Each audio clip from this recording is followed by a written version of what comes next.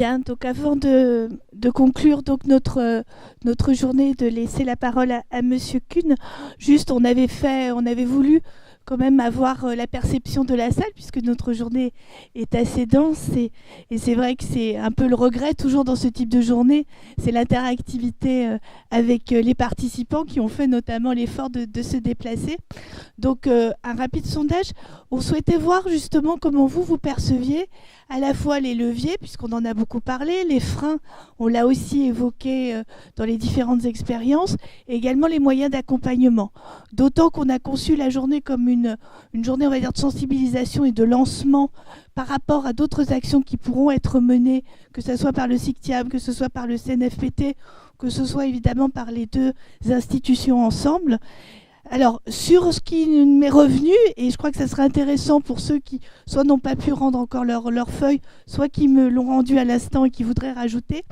Donc sur les leviers, ce qui ressort, et je pense que ça ne sera pas une surprise pour vous, on a vraiment 3 leviers essentiels. D'une part, l'appui des politiques, ça c'est le premier levier. Le second, c'est comment on développe finalement la motivation en interne. Ce qui apparaît comme nécessaire, c'est à la fois un management qui soit impliqué dans les futurs changements, mais également la motivation des agents. Et pour vous, dans ce qui apparaît comme un 3e levier, la motivation des agents, ça sera aussi l'impression d'avoir un gagnant-gagnant dans ce qui peut être mis en place, c'est-à-dire pour eux certainement simplifier leurs procédures, simplifier en fait le travail quotidien, tout en étant évidemment un gain par rapport aux usages de la population. Dernier levier qui est ressorti des fiches que j'avais, c'est le droit à l'expérimentation.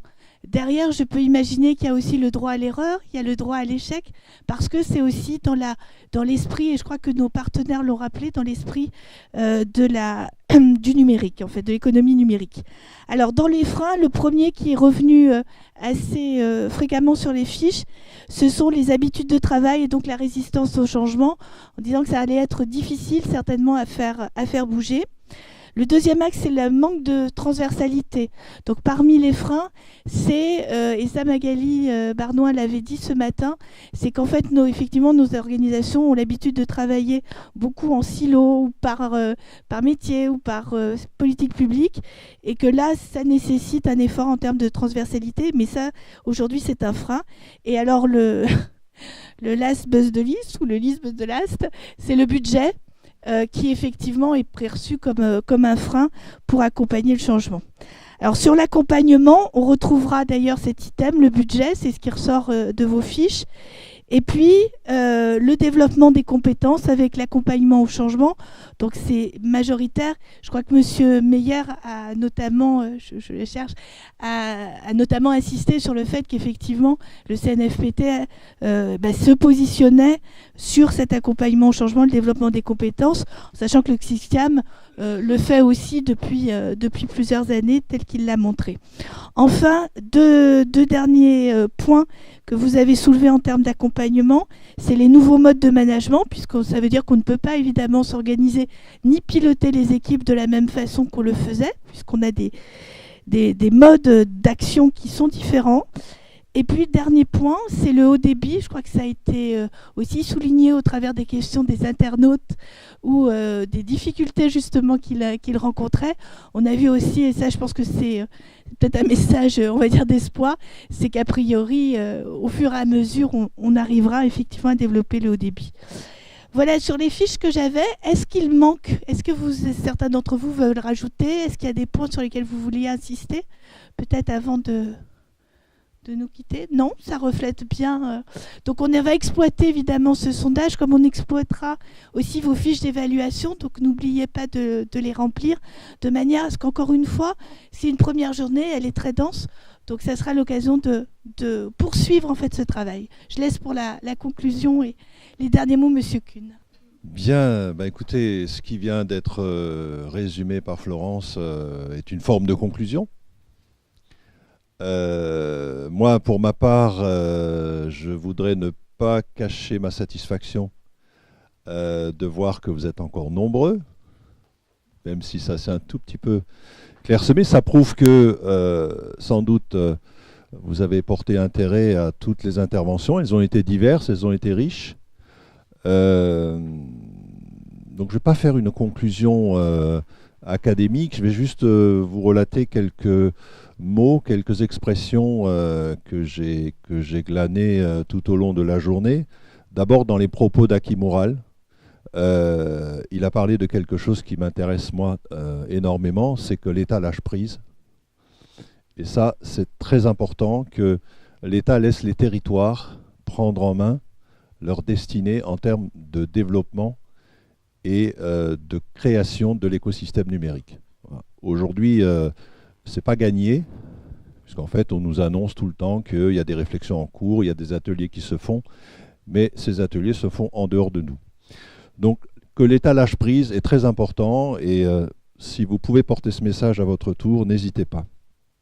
Dans les propos d'Aki Moural, on a aussi entendu parler, et on l'a entendu souhaiter qu'il y ait un déploiement, la création dans les territoires de laboratoires d'innovation territoriale. Et je crois que c'est effectivement un sujet extrêmement important.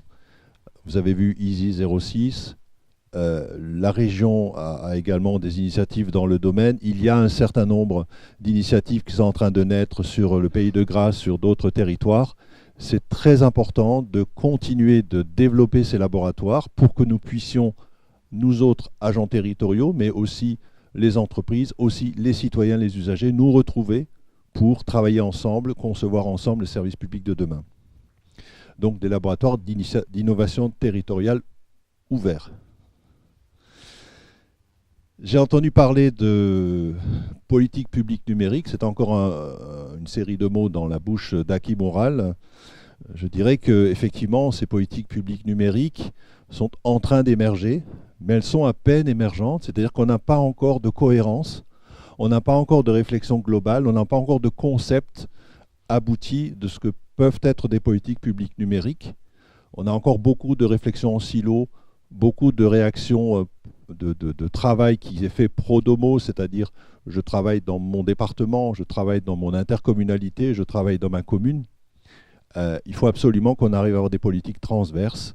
Et donc, s'il vous plaît, au niveau du CNFPT, quand vous ferez des formations, essayez d'avoir cette mixité de participants qui permettra à un agent d'une commune de discuter avec un agent d'une intercommunalité, avec un agent du département, et pourquoi pas avec un artisan ou un commerçant ou un usager.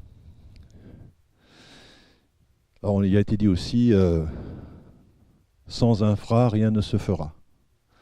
Je crois qu'on a démontré qu'il y a de très très importants investissements qui ont été programmés et qui vont aboutir dès cette année aux premiers travaux pour que les infrastructures se mettent en place.